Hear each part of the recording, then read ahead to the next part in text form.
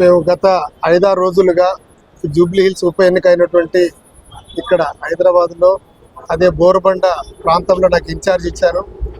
అక్కడ 4-5 రోజులు తిరుగుతా ఉన్నాం. ప్రజలలో అనూహ్య స్పందన ఉంది. ఎందుకంటే ఈసారి మన ప్రభుత్వం, పేదల ప్రభుత్వం, ఇందిరమ్మ రాజ్యం అధికారంలోకి వచ్చింది. కానీ అక్కడ మన కాంగ్రెస్ అభ్యర్థిని గెలిపించుకోలేకపోయినాం. అభివృద్ధిలో వెనుకపడ్డామని చెప్పేసి అక్కడ ఉన్నటువంటి ఓటర్లు చాలా ఇబ్బందులు పడతా ఉన్నారు. అందుకే ఎక్కడికి వెళ్ళినా కూడా ప్రజలందరూ బ్రహ్మరథం కడతా ఉన్నారు. ఈసారి నవీన్ యాదవ్కి ఓటేసి భారీ మెజార్టీతో గెలిపిస్తాం. అభివృద్ధి పథకంలో మన జూబ్లీ హిల్స్ సెగ్మెంట్ ఏదైతే ఉందో బోర్బండ మొత్తం అభివృద్ధిని చేద్దామని చెప్పి వాళ్ళు చెప్తా ఉన్నారు. ఎందుకంటే గతంలో పీజేఆర్ ఎప్పుడైతే ఉన్నారో వారు ఇంటింట ప్రతి ఇంట్లో ఒక ఫోటో ఉంటుంది. వాళ్ళందరూ పీజేఆర్ మా దేవుడు, అప్పుడే అభివృద్ధి జరిగింది.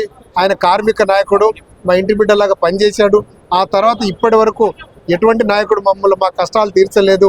గత బీఆర్ఎస్ ప్రభుత్వం 10 సంవత్సరాలుగా ఎటువంటి అభివృద్ధి జరగలేదు మా జూబ్లీహిల్స్లో.